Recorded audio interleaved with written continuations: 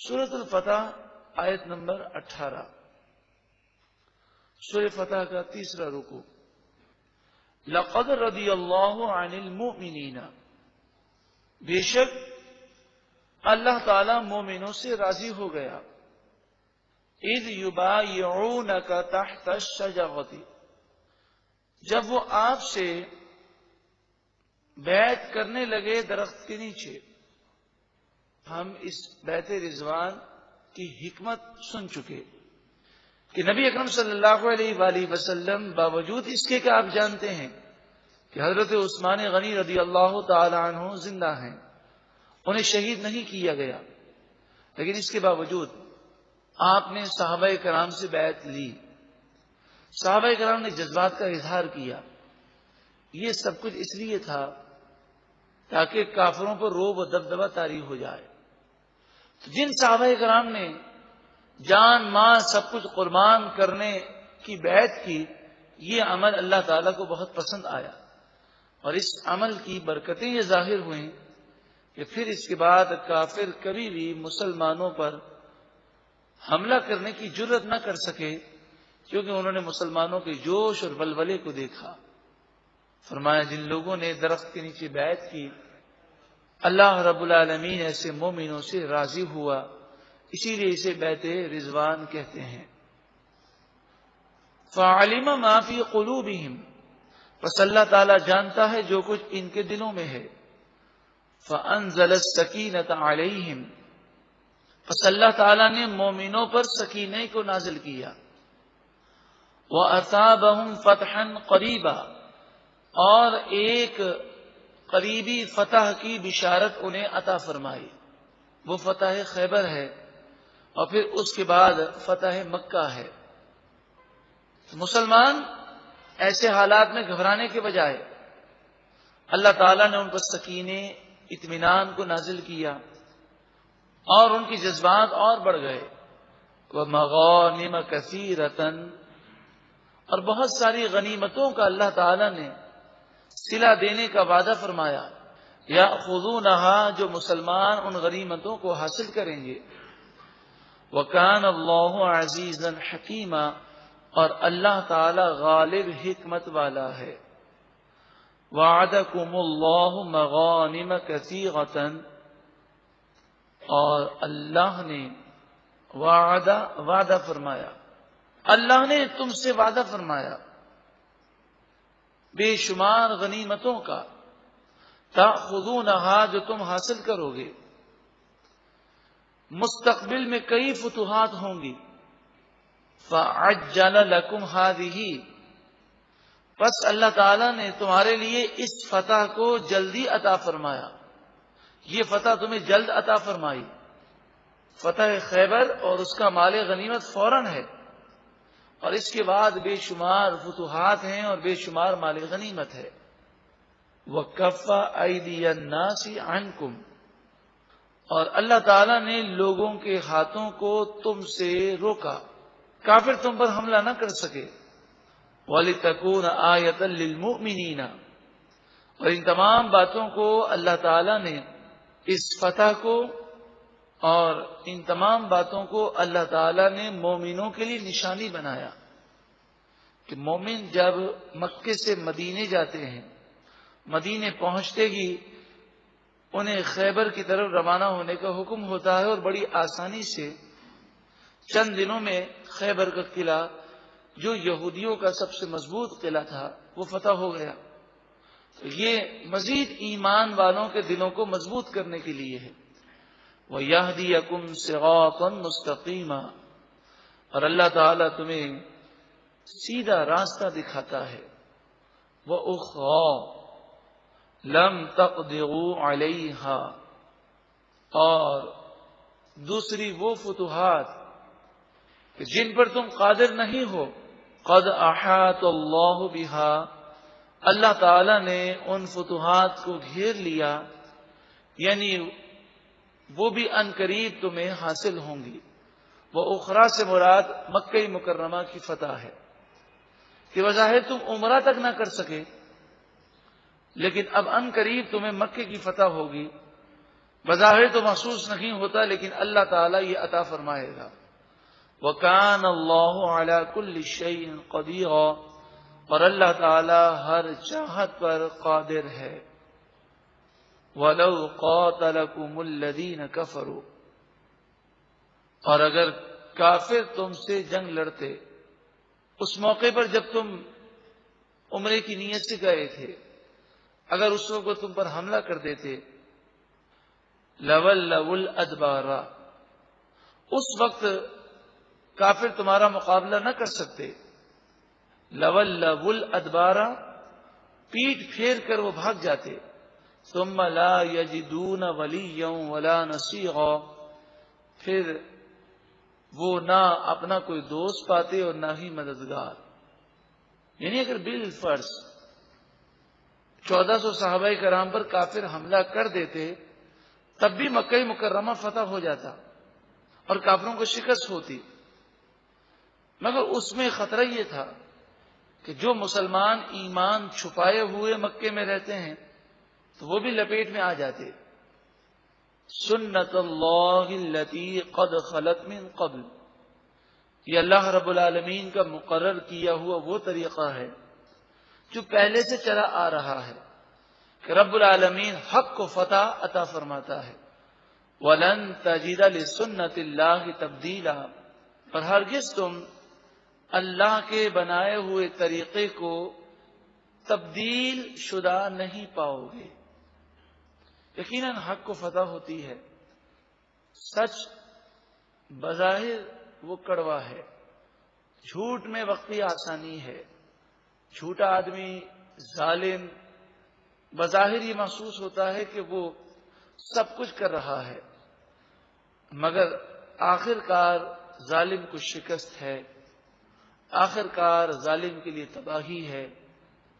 ہم تو دنیا کے اندر دیکھ ہی رہے ہیں کہ جس نے جھوٹ سے کام لیا، دھوکے سے کام لیا، ظلم کیا، خود اسی کے ظلم نے اسے بالآخر تباہ کر دیا۔ ایک بزرگ آپ فرماتے ہیں، صاحب ہدایہ کے شاگرد ہیں، آپ اپنی کتاب تعلیم المتعلم میں لکھتے ہیں کہ تو انتقام لینے کی فکر نہ کر، تو دشمن سے بدلہ لینے کی فکر نہ کر، تو اپنا کام کرتا رہے، اس لیے کہ دشمن کی برائیاں خود اسے ہلاک کرنے کے لیے کافی ہیں۔ جو ظالم ہے، جو دشمن ہے، اس کی برائیاں خود اسے ہلاک کر دیں گی، تو اپنے کام میں لگا رہے۔ وَهُوَ الَّذِي كَفَّ أَيْدِيَهُمْ عَنْكُمْ، اور وہ ذات جس نے تم سے ان کافروں کے ہاتھوں کو روکا، وَأَيْدِيَكُمْ عَنْهُمْ، اور تمہارے ہاتھوں کو ان کافروں سے روکا، بِبَطْنِ مَكَّةَ، مکہ مکرمہ کی وادی کے قریب، یعنی حدیبیہ کے مقام پر، من بعد ان اظفرکم علیہم، باوجود اس کے اللہ تعالی نے تمہیں ان پر غلبہ عطا فرمایا۔ یہ 80 افراد تھے کہ جو ایک پہاڑی سے چوری چھپے نیچے اترے ہتھیار لے کر، اور مسلمانوں کے رخ آگے کی طرف تھے۔ ان کا یہ ارادہ تھا کہ یہ مسلمانوں کو پیچھے سے حملہ کر دیں، لیکن صحابہ کرام نے دیکھ لیا تو ان 80 افراد کو گرفتار کر لیا، اور گرفتار کر کے نبی اکرم صلی اللہ علیہ وآلہ وسلم کی خدمت میں آئے۔ اب مسلمان ان پر غالب آ چکے ہیں، اس جرم کی سزا میں ان کی سب کی گردنیں اڑا دی جائیں یہ ممکن ہے، مگر نبی اکرم صلی اللہ علیہ وآلہ وسلم نے ان سب کو آزاد کر دیا۔ اگر ایسا ہو جاتا اور مسلمان ان 80 افراد کو قتل کر دیتے تو پھر کافر بدلہ لینے کے لیے جنگ کرتے، اور پھر اس موقع پر مسلمانوں کو بھی جنگ کرنی پڑتی۔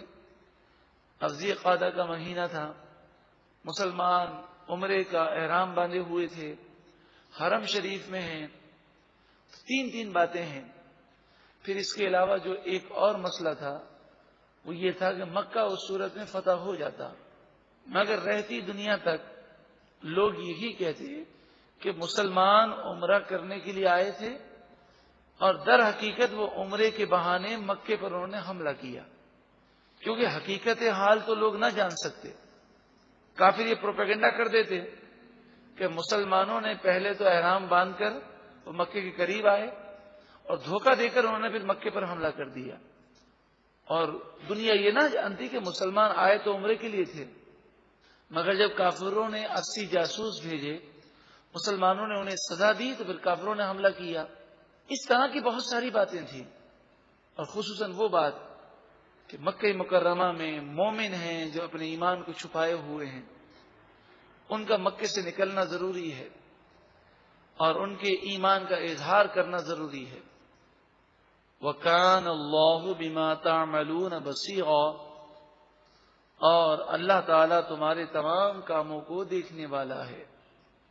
هُمُ الَّذِينَ كَفَرُوا وَصَدُّوكُمْ عَنِ الْمَسْجِدِ الْحَرَامِ، وہ لوگ جنہوں نے کفر کیا اور تمہیں مسجد حرام سے روکا، وَالْهَدْيَ مَعْكُوفًا، اور قربانیاں روکی گئیں کہ مسلمان جب عمرے کے لیے آئے تو مدینہ منورہ سے اپنے ساتھ قربانیاں لے کر آئے۔ اَن يَبْلُغَ مَحِلَّ، ان قربانیوں کو روکا گیا کہ وہ اپنی جگہ نہ پہنچ سکیں، کہ حرم شریف پہنچنے سے ان قربانیوں کو بھی روکا گیا، اور مسلمانوں کو بھی عمرہ ادا کرنے سے روکا گیا۔ ان لوگوں نے کیا تو بہت برا کام، سزا انہیں فوراً ملنی چاہیے تھی۔ وَلَوْلَا رِجَالٌ مُؤْمِنُونَ، اور اگر مومن مرد نہ ہوتے، وَنِسَاءٌ مُؤْمِنَاتٌ، اور مومن عورتیں نہ ہوتیں، لَمْ تَعْلَمُوهُمْ، جنہیں تم جانتے نہیں ہو، جو اپنے ایمان کو چھپائے ہوئے ہیں، أَن تَطَئُوهُمْ، اس بات کا خطرہ ہے کہ تم اس وقت حملہ کرتے تو تم ان مومنوں کو کچل دیتے، فَتُصِيبَكُم مِّنْهُمْ مَعَرَّةٌ بِغَيْرِ عِلْمٍ، بس اس وقت تمہیں ان کی طرف سے غم پہنچتا نادانی کی وجہ سے، تم یہ کہتے ہمیں پتہ نہیں تھا، بعد میں معلوم ہوتا یہ تو مومن تھا، تو کتنا افسوس ہوتا تمہیں۔ اگر یہ ساری باتیں نہ ہوتی تو ضرور اللہ رب العالمین حملہ کرنے کا حکم دیتا۔ لِيُدْخِلَ اللَّهُ فِي رَحْمَتِهِ مَن يَشَاءُ، اصل بات یہ ہے اللہ تعالیٰ جسے چاہتا ہے اپنی رحمت میں داخل فرماتا ہے۔